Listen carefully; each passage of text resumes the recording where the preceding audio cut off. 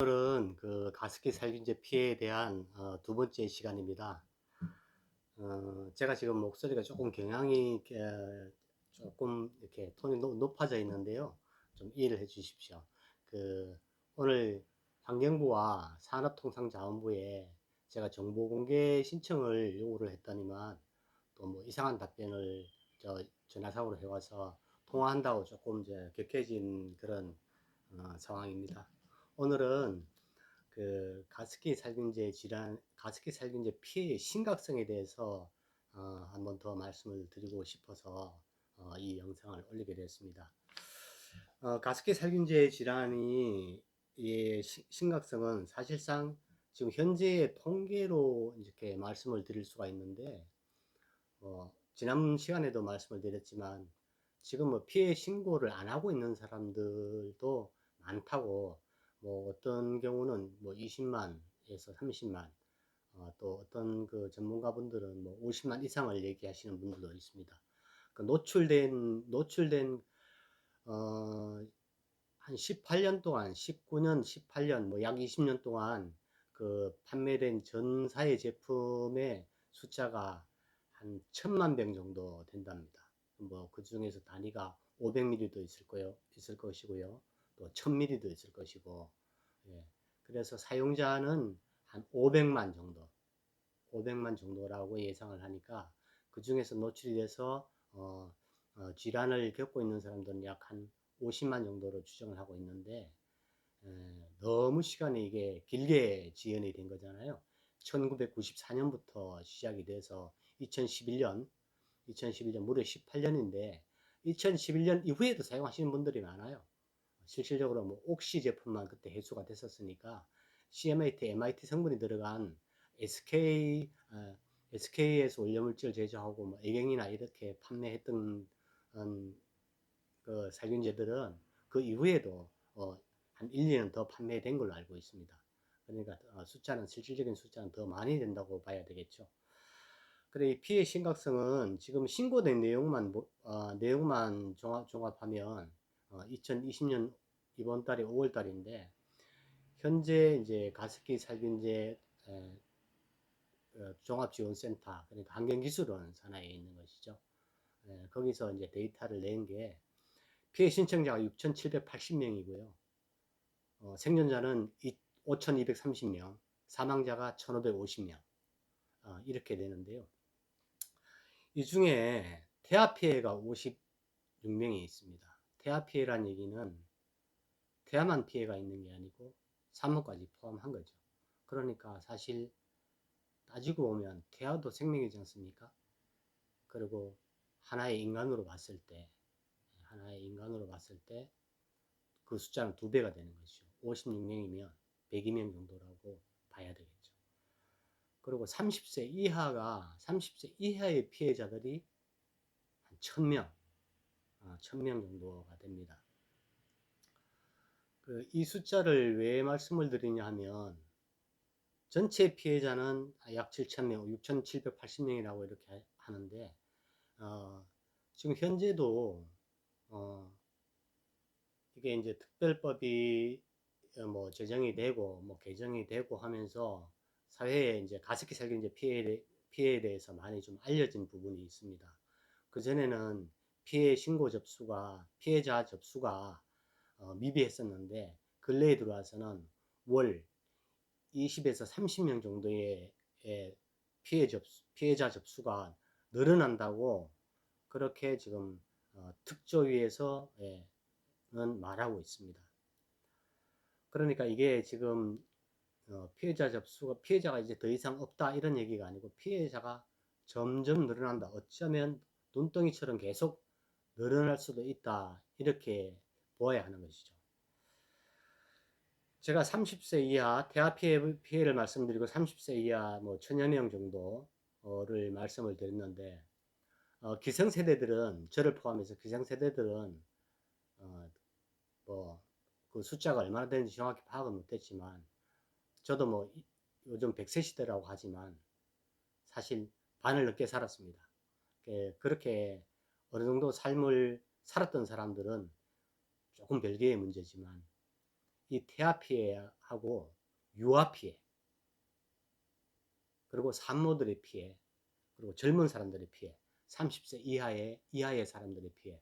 그러니까 지금 남자들 같으면 결혼을 할 수 있고 여자들 같으면 결혼을 해서 아이를 출산할 수 있는 연령대의 사람들이 좀 더 살아갈 세월들도 많지만 좀 더 피해가 심각한 이유가 무엇이냐 하면, 우리가 제가 얼마 전에 결핵을 한번 알았었는데요. 그 결핵균은 대부분의 사람들이 안에 가지고 있답니다. 가지고 있는데 그게 평상시에는 괜찮습니다. 그냥 평범한 사람처럼 이렇게 살 수가 있는데 이게 면역력이 떨어지면 나타나서 질환으로 나타난답니다. 그런 질환들이 상당히 많지 않습니까? 뭐 대상포진 같은 경우도 그런 질환이 있고요. 이 가습기 살균제가 오직 지금 현재 눈으로 보이거나 의학적으로 판단되는 질환으로 나타나는 질환의 문제가 아니고, 문제라고 보기는 조금 애매한 부분들이 많습니다. 지금 코로나 바이러스가 뭐 확진자가 11,000 몇백 명 해서 뭐 12,000명에 육박을 하고 있고요. 사망자가 270여 명 정도가 되고 있는 걸로 알고 있습니다. 그런데 지금 세계보건기구에서 좀 이상한 보고가 나타나고 있다. 아동들에게서 나타나는 청소년기죠. 아동 청소년기에서 나타난 다발성 염증이 나타나고 있다. 뭐 온몸에서 나타날 수 있는 염증의 증상이죠. 뭐 발부터 머리끝까지 그런 거는 이제 나타날 수 있으니까 국내에서도 그런 의심 환자가 어제부로 2명이 신고가 된 걸로 알고 있습니다.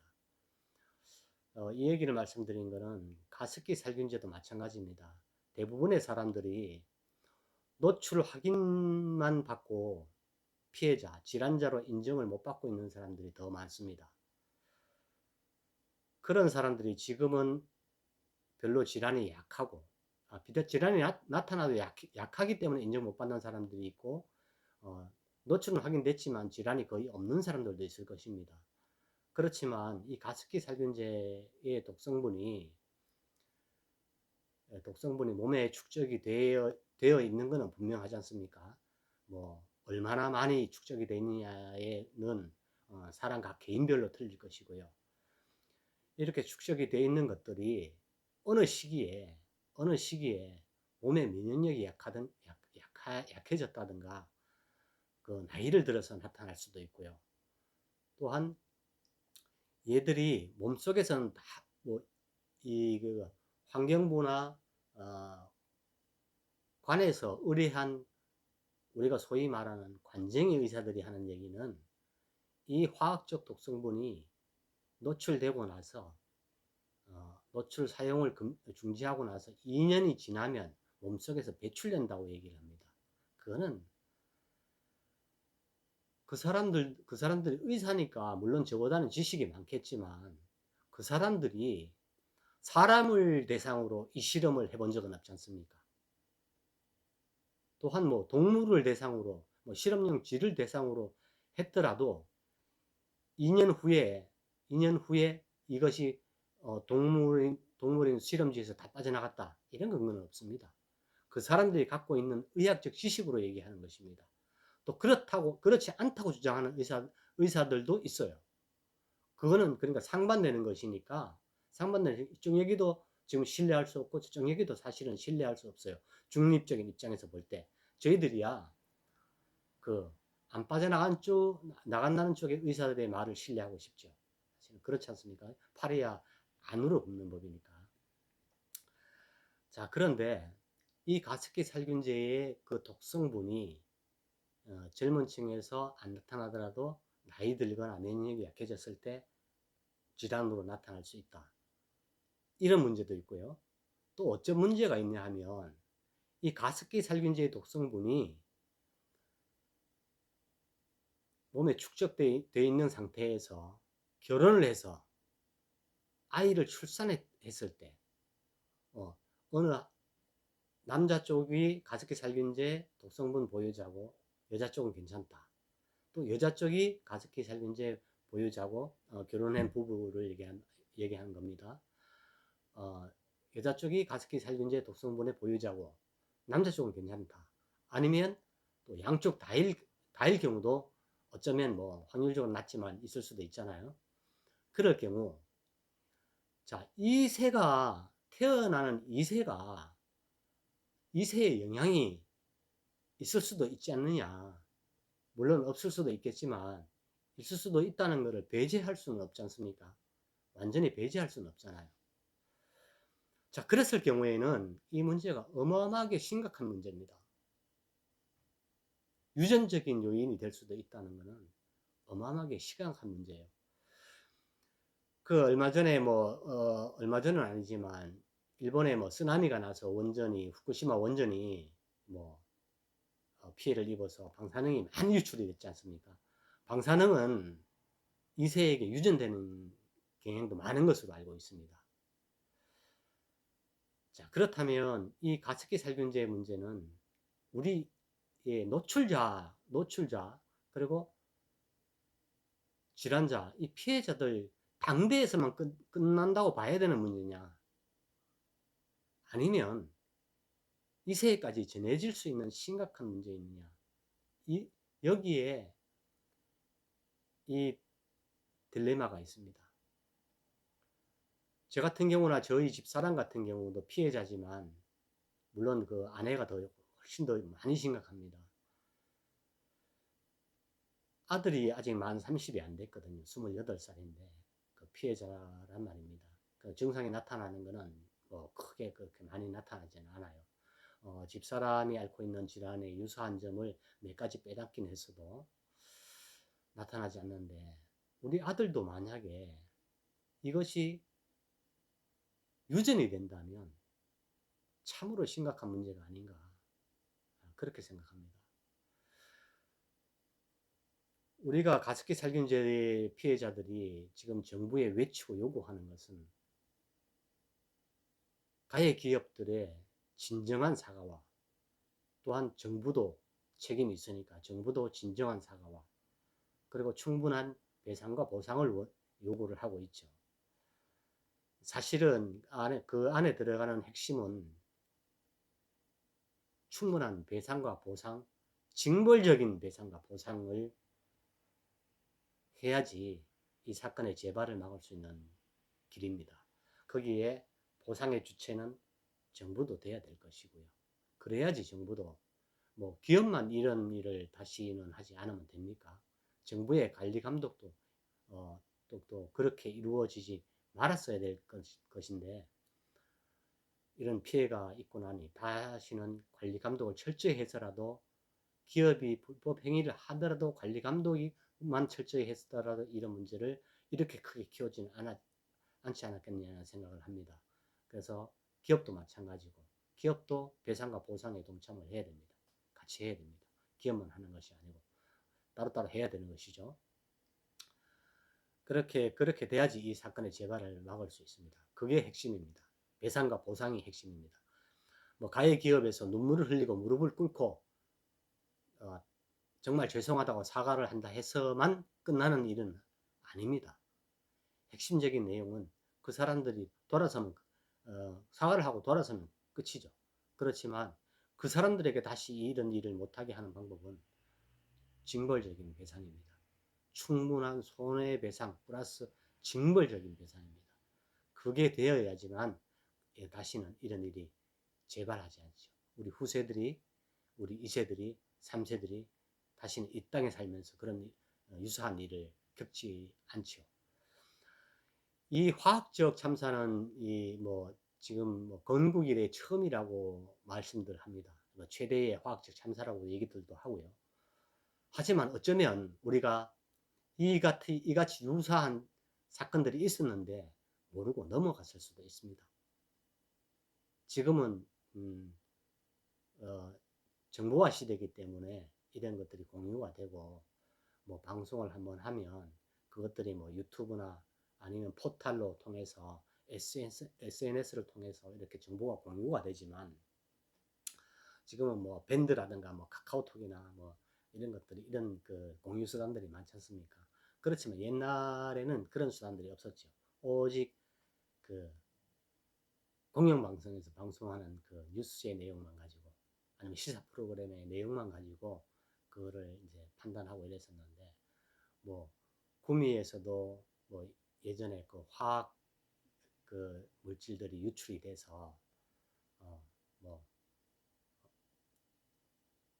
사건이 컸었죠. 그리고 뭐 수돗물에도 뭐 그게 어 수돗물을 만드는 원수에 낙동강 원수에도 그게 침착이 돼서 뭐 난리가 났었죠. 그렇지만 그런 사건들이 표면적으로 드러나지는 못했습니다. 피해자들도 나타나지 않았고요. 그거는 뭐냐 하면 가습기 살균제처럼 이렇게 표면화로 드러나지 못했을 뿐이지 그런 유사한 사건들은 많이 있었다고 볼 수도 있습니다. 뭐 없을 수도 있겠지만 뭐 사람이 화학 물질이 유출되는 사람이 흡입을 반드시 했을 것인데 질환이 안 나타나지는 않았을 겁니다. 모르고 넘어갔을 뿐이지. 그러한 것이고요. 이게 이제 이 심각성이 그렇게 이루어지는 것입니다. 이게 나중에 나타날 질환들이 더 겁나는 거죠. 지금 현재 우리가 피해자로 인정을 받느냐 못 받느냐 이것도 참 중요한 부분이지만 이게 이제 후세로 나타나고 지금은 질환으로 나타나지 않지만 나중에 시간이 흘러서 몇 년, 10년, 20년 아니면 뭐 몇 년 후에 시간이 흘러서 나타나는 질환 이런 것들이 더 큰 문제를 얘기할 수 있다는 것이죠. 그러면 지금도 인정을 안 해주는데 지금 이거 환경부나 가해기업에서 이거에 대한 대보장은 어떻게 할 것이냐. 참 심각한 문제죠. 심각한 문제.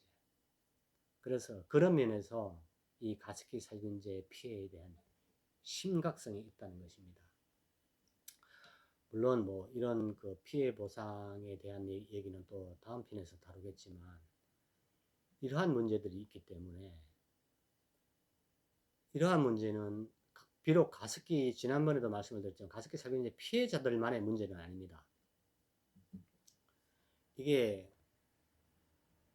화학 제품에 의한 화학 독성 물질에 의한 피해는 언제든지 누구에게도 생길 수가 있습니다. 우리 지금 현대를 살아가는 우리의 이 생활 여건들이 화학 물질과는 뗄래야 뗄 수 없는 그런 관계 속에서 살아갑니다. 화학 물질이 사용이 안 되는 부분들이 거의 없죠. 뭐 공산품, 전자제품을 비롯해서 주택 문제, 집, 아파트 문제, 우리가 입고 있는 의복 문제, 의복도 뭐 염색을 해야 되고, 뭐 코팅을 해야 되고, 뭐 링클풀이라 해서 주름 방지 코팅도 해야 되고, 여러 가지 뭐 벌레가 안 먹게도 해야 되고, 여러 가지가 있지 않습니까? 물이 흡수가 안 되게도 해야 되고, 뭐 이런 문제라든가, 우리가 주변에서 흔히 사용하는 치약 문제, 칫솔 문제, 뭐든지 다 화학적으로 만들어지는 것이죠.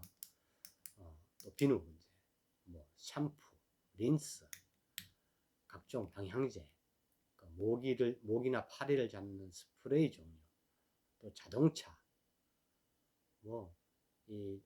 하다못해 바닥재, 우리가 사용하는 컴퓨터, 키보드, 마우스, 뭐 볼펜, 뭐 무수히 많습니다. 뭐 뗄래야 뗄 수가 없습니다.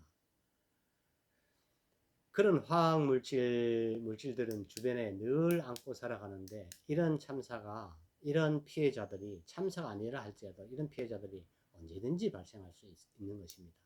그래서 법과 제도를 정비를 해야 되는 것이고 이 사회적 인지를 높여서 우리가 좀 더 안전한 제품들을 안전한 사회에서 살 수 있도록 노력해야 되는 것이죠. 그렇기 위해서는 이 가습기 살균제 피해자분들은 물론이지만 피해자분들이 아니더라도 이 문제에 관심을 가져줘야 될 필요성이 있는 것입니다. 이 영상을 보시는 분들이나 분들의 가족, 분들의 친인척, 분들의 지인 분들의 또 2세를 생각하셔서 이 문제의 심각성을 꼭 인지를 하셔서 이런 영상들을 가습기 살균제 영상이나 가습기 살균제의 실태를 주변에 전해 주시고 공유해 주시기를 또 부탁드립니다. 다음 시간부터는 또 세부적인 내용, 또 다른 내용으로 만나 뵙도록 하겠습니다. 자, 오늘은 여기까지 하겠습니다. 긴 영상 끝까지 봐주셔서 감사합니다.